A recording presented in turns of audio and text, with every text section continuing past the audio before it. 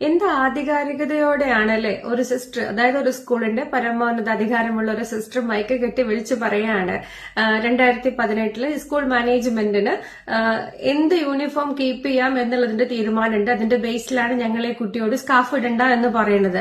അത് പറയുന്ന സമയത്ത് സിസ്റ്ററിന്റെ കണ്ണാടിയിലോട്ടൊക്കെ നോക്കണം.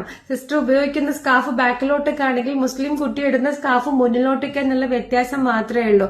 സത്യത്തിൽ ഞാൻ വിചാരിച്ചത് നിങ്ങൾ ഈ യൂണിഫോം, അതായത് ക്രിസ്ത്യാനികളുടെ ദൈവത്തിന്റെ മണവാട്ടികൾ എന്ന് പറയുന്ന നിങ്ങൾ നടത്തേണ്ട സ്ഥാപനത്തിന്റെ ഈ യൂണിഫോം നിങ്ങൾ പ്രൊജക്ട് ചെയ്തിട്ട് നിങ്ങൾ കൊടുക്കുന്ന മെസ്സേജ് എല്ലാ മതങ്ങൾക്കും അവരുടേതായിട്ടുള്ള വസ്ത്രധാരണത്തിനുള്ള സ്വാതന്ത്ര്യമുണ്ട് എന്നായിരുന്നു ഇത്രയും കാലം വിശ്വസിച്ചിട്ടുണ്ടായിരുന്നത്. പക്ഷെ അങ്ങനെയല്ല, നിങ്ങളും ആർക്കൊക്കെ പരസ്പരം വിഭജിക്കണം എന്നുള്ള ഒരു അജണ്ടയുടെ കൂടെ ചേർന്ന് നിന്നിട്ട് ഹിന്ദുവിനെയും മുസ്ലിമിനെയും ക്രിസ്ത്യാനിയും മൂന്നാക്കി വിഭജിക്കാനുള്ള ശ്രമമാണ്.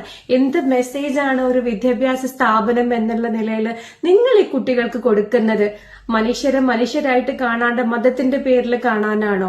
Shame on you sister. Education സിസ്റ്റമാണ് പഠിപ്പിക്കേണ്ടത് ഇന്ത്യയുടെ ഏറ്റവും അടിസ്ഥാന മൂല്യമായ നാനാത്വത്തിൽ ഏകത്വമാണ്.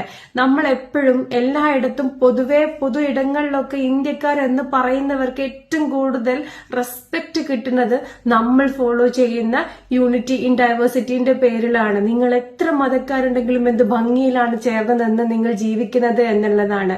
ദയവ് ചെയ്ത് ഒന്ന് റീതിങ്ക് ചെയ്യണം. നിങ്ങൾ നടത്തുന്നത് വിദ്യാഭ്യാസ സ്ഥാപനമാണ് എന്നുള്ളത്.